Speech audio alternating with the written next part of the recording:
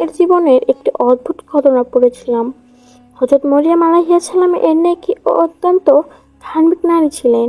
তার বিশ্বাস ছিল আল্লাহর উপর, এক অটুট আস্থা।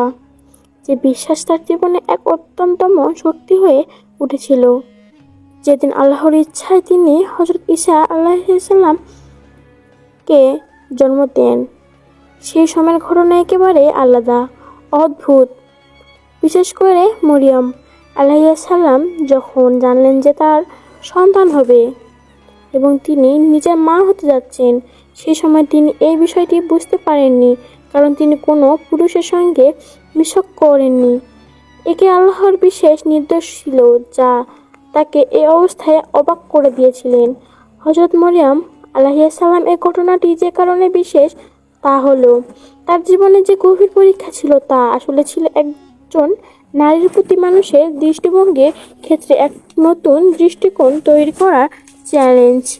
যখন তিনি ঈসা আলাইহিস সালামকে জন্ম দেন, তখন সমাজের অনেকেই তাকে উপবাদ দিতে শুরু করে। তারা তার চরিত্র নিয়ে কথা বলতে থাকে, এমনকি তাকে একাধিক কঠিন প্রশ্ন করতে থাকে। মরিয়ম আলাইহিস সালাম ছিলেন এক অত্যন্তম সৎ নারী, কিন্তু তার উপর সমাজের যেসব দৃষ্টিভঙ্গি এবং অভিযোগের স্রোত ছিল অবৈধনীয়। তার প্রশ্ন করতে থাকে, তুমি কি করেছো? কোথা থেকে এলো এই সন্তান? অথচ মরিয়ম আলাইহিস সালাম জানতেন যে আল্লাহর ইচ্ছায় তিনি এই সন্তান ধারণা করেছেন।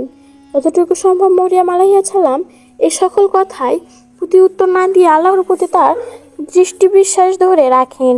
তিনি এক চূড়ান্ত বিশ্বাসের মধ্যে ছিলেন যে আল্লাহ তাকে সহায়তা করবেন এবং তিনি কখনোই আল্লাহর প্রতি তার বিশ্বাস হারাবেন না। সেই কঠিন পরিস্থিতি, যেখানে সমাজের নানান কঠোরতা তাকে দুঃখিত করেছিল, তাও তিনি অটল থেকে আল্লাহর সাহায্য প্রার্থনা করতে থাকেন।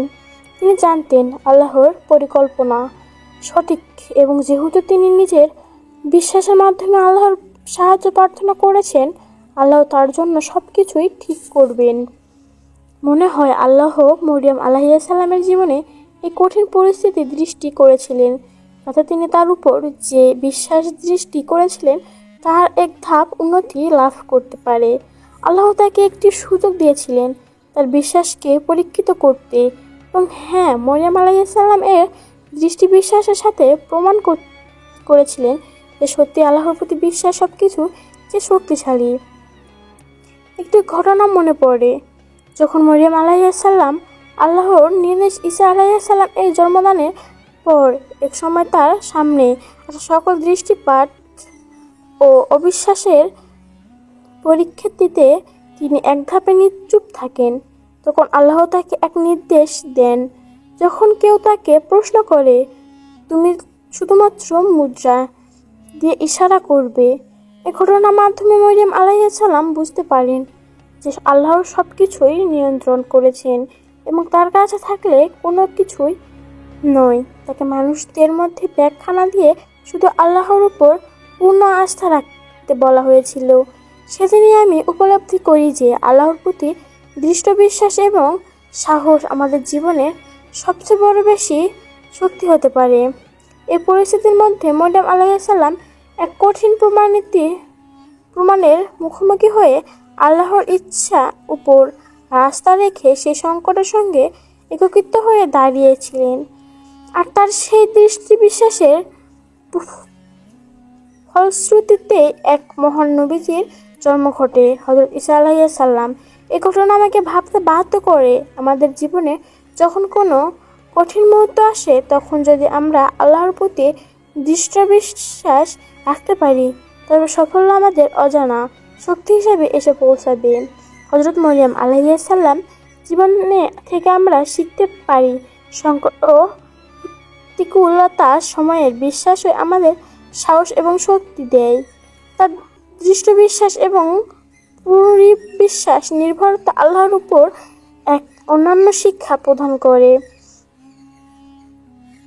আমি যখন তার জীবনে এই ঘটনাগুলো ভাবি, তখন মনে হয় কখনো কখনো আমাদের নিজেদের জীবন থেকে যখন অন্ধকার আসে, তখন আল্লাহর প্রতি বিশ্বাসের আলো আমাদের পথ দেখিয়ে নিয়ে আসে।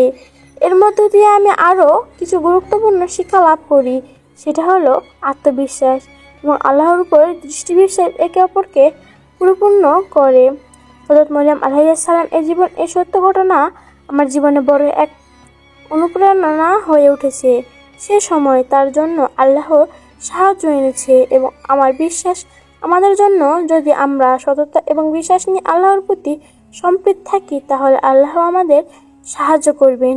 এই শিক্ষাটি আমাদের জীবনে সবচেয়ে বড় শক্তি হয়ে দাঁড়াতে পারে, কারণ যে কোনো সংকট বা বিপদে আল্লাহর উপর বিশ্বাস রেখে আমরা সফল হতে পারি।